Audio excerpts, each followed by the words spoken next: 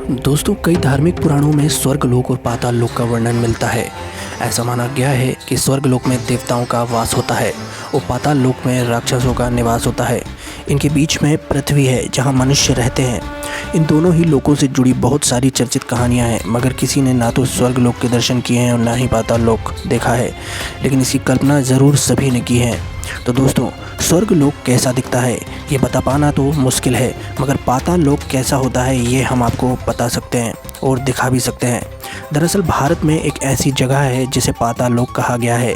जगह का नाम भी पाताल लोक से मिलता जुलता है। इस स्थान को पाताल कोट कहा जाता है। मध्य प्रदेश के छिंदवाड़ा ज़िले से लगभग 80 किलोमीटर की दूरी पर आपको ये स्थान मिल जाएगा। दोस्तों, सतपुड़ा पर्वत श्रेणियों की गोद में बसा यह स्थान प्रकृति का अजूबा है। जमीन से 1700 फुट की गहराई में बसे इस क्षेत्र को पाताल कोट यूं ही नहीं कहा जाता।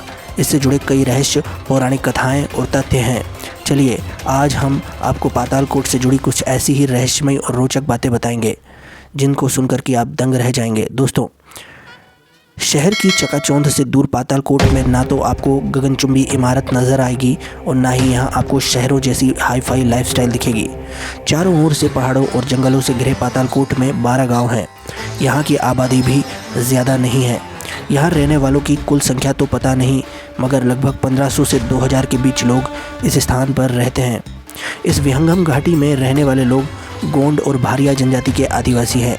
आपको जानकर हैरानी होगी कि पाताल कोट के कुछ गांव ऐसे भी हैं जहां कभी धूप नहीं आती है। हमेशा बदली सी रहने के कारण कुछ गांव हमेशा अंधेरे में ही डूबे रहते हैं। वहीं जिन गांव में धूप आती भी है तो दोपहर के समय वहां केवल 2 घंटे के लिए ही उजाला होता है। दोस्तों, जब बात पाताल कोट की आती है तो इससे जुड़ी एक पौराणिक कहानी भी हमें याद आती है। ऐसा माना जाता है कि रामायण काल में जब राम रावण युद्ध हो रहा था, तब अपने आराध्य भगवान शिव की आराधना के लिए रावण का पुत्र मेघनाद इसी स्थान पर आया था।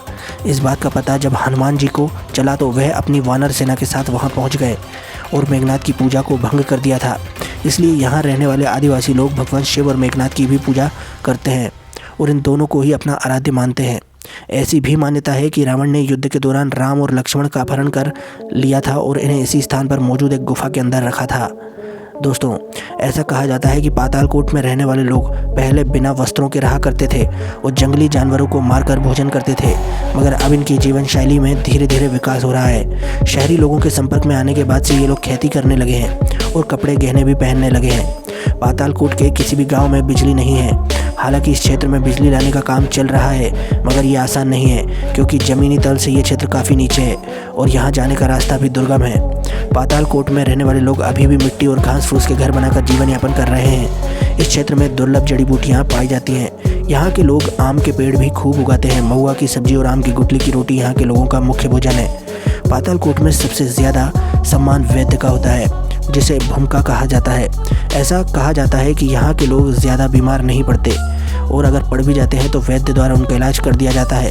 अपने लिए ज़रूरी वस्तुओं को खरीदने के लिए ये लोग पाताल कोट से लगभग 20 किलोमीटर दूरी पर स्थित तामिया तहसील के बाज़ार में जड़ी बूटियों को बेचने जाते हैं और वहीं से अपनी ज़रूरत का सामान भी लाते हैं। दोस्तों, पाताल कोट अब एक दार्शनिक स्थल बन चुका है। पहले शहरी लोग यहाँ जाने से डरते थे क्योंकि यहाँ का रास्ता दुर्गम था और बीच में कई जंगली जानवर भी मिल जाते थे। साथ ही यहाँ रहने वाले आदिवासियों को शहरी लोगों का आना भी पसंद नहीं था, मगर अब ऐसा नहीं है। पाताल कोट में मौजूद कुछ गांव ऐसे हैं जो बाहरी दुनिया के लोगों का बाह फैलाकर स्वागत करते हैं। पाताल कोट के दर्शनीय स्थलों में रातेड़, कार्याम, नचमटीपुर, दूधी तथा गायनी नदी का उद्गम स्थल और राजा खो प्रमुख है। यहाँ पहुँचने के लिए 5 अलग रास्ते हैं, मगर आप जिस रास्ते से भी नीचे जाएंगे वहाँ से आपको हजारों सीढ़ियाँ नीचे उतरना होगा। साथ ही कुछ ऐसे स्थान भी आपको मिलेंगे जहाँ आपको पगडंडियों पर चलना होगा।